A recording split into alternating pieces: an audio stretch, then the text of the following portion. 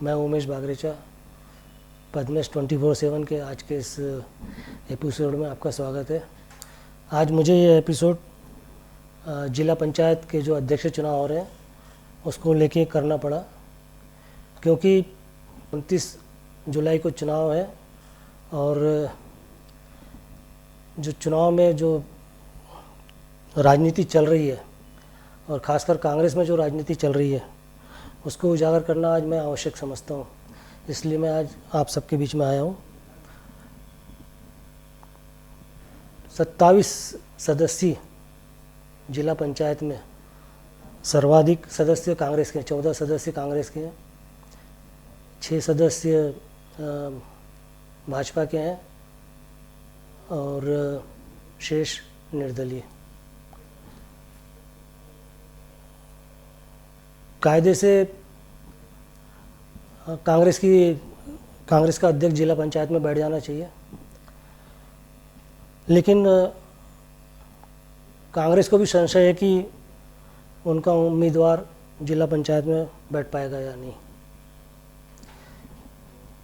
कांग्रेस से वर्तमान में 2 प्रमुख दावेदार अध्यक्ष पद के लिए हैं, जिसमें एक नाम पूर्व विधायक बालाघाट क्षेत्र के अशोक सिंह सरस्वार के पुत्र सम्राट सरस्वार हैं और दूसरी उम्मीदवार है कटंगी क्षेत्र की और 3 बार जिला पंचायत सदस्य के रूप में विजयी श्रीमती केसर बिसेन।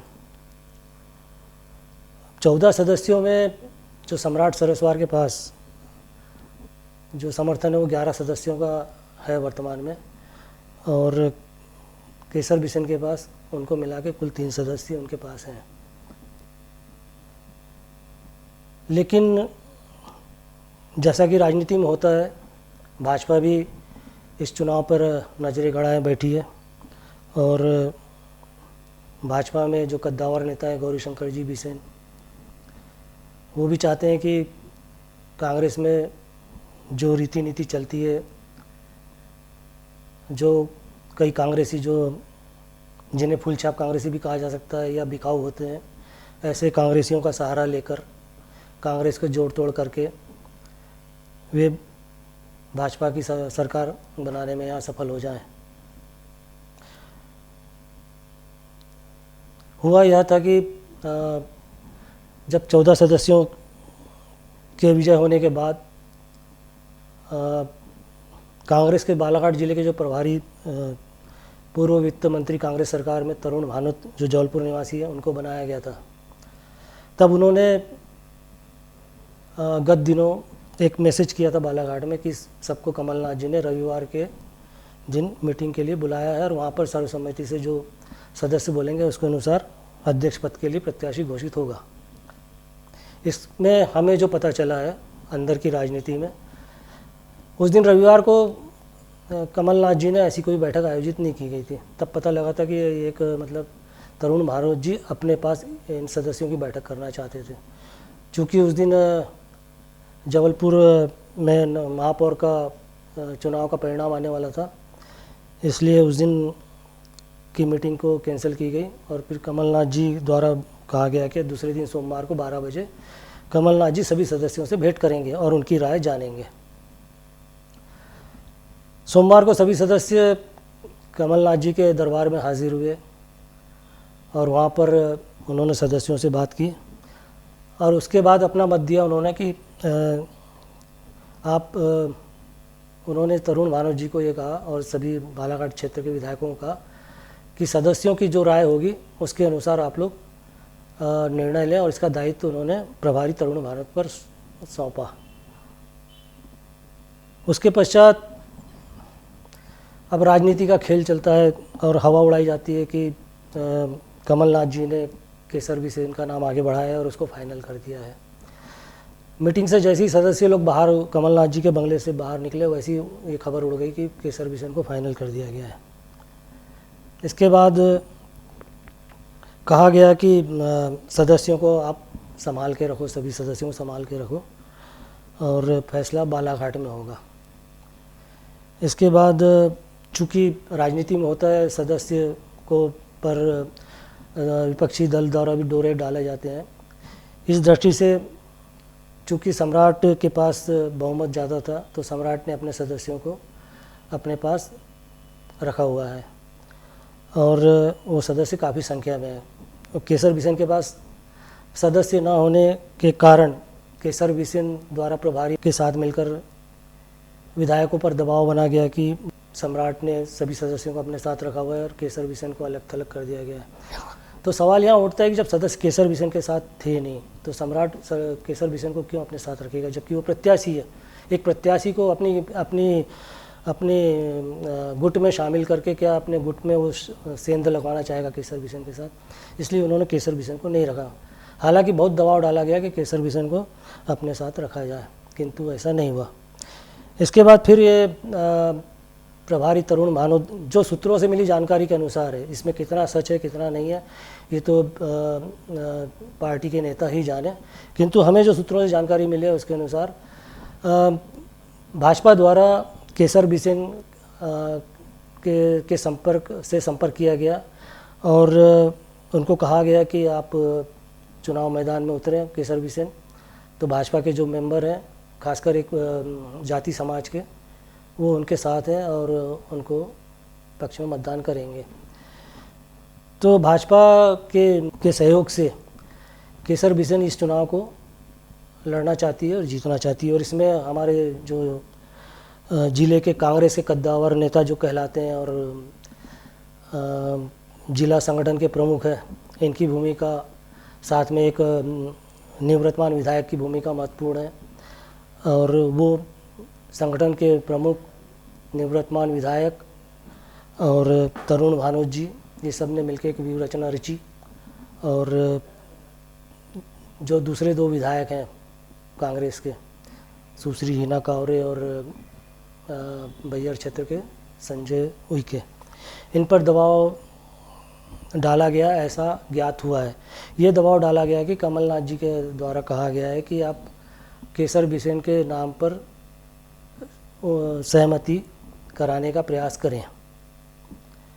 और इसके लिए बाकायदा आज प्रभारी तरुण भानोद बालाघाट आकर विधायकों से और जो सदस्य हैं जिला पंचायत के, उनसे चर्चा करके यहाँ से फैसला लेकर भोपाल जाकर वहाँ से उसकी घोषणा करवाने वाले हैं। किंतु अधिकांश सदस्य अभी सम्राट के साथ हैं।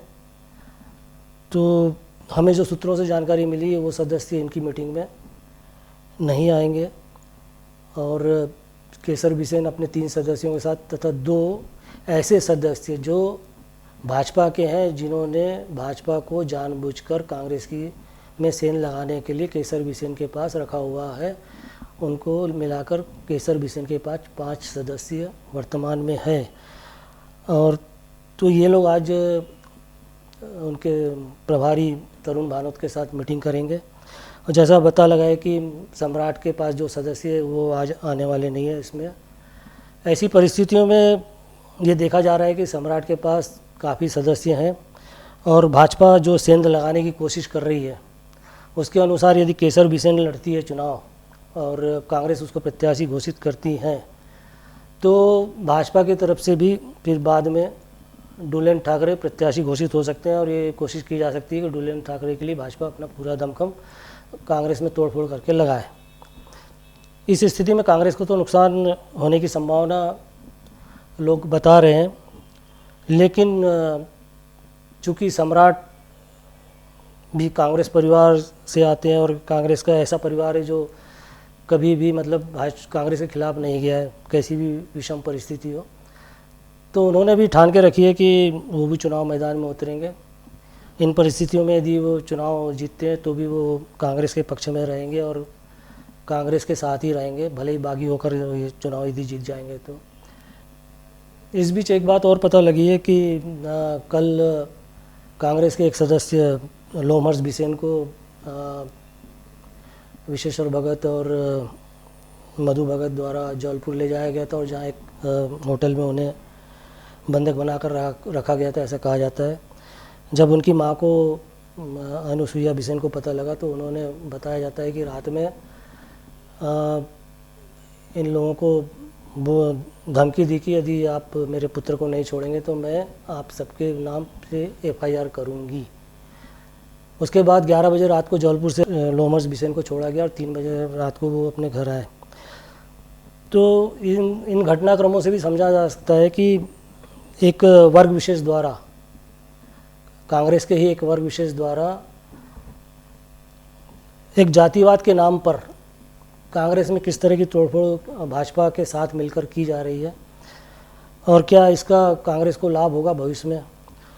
आज भी जो जनपद पंचायत के बालाघाट में चुनाव हुए हैं उसमें जो प्रत्याशी हैं भूरू पटेल, उन्होंने स्पष्ट आरोप लगाया है कि कांग्रेस संगठन की ओर से उनको कोई सहयोग नहीं दिया गया और उन्होंने अकेले चुनाव लड़ा था। यदि कांग्रेस संगठन देता, चूँकि वो 2 वोट से ही हारे हैं, तो कांग्रेस संगठन यदि साथ देता तो वो विजय जरूर प्राप्त करते। तो कांग्रेस की ज़िले में ऐसी स्थिति बना दी गई है कि कांग्रेस को यहाँ पे सर्वाइव करना बहुत मुश्किल है। संगठन बिल्कुल चरमराया हुआ है।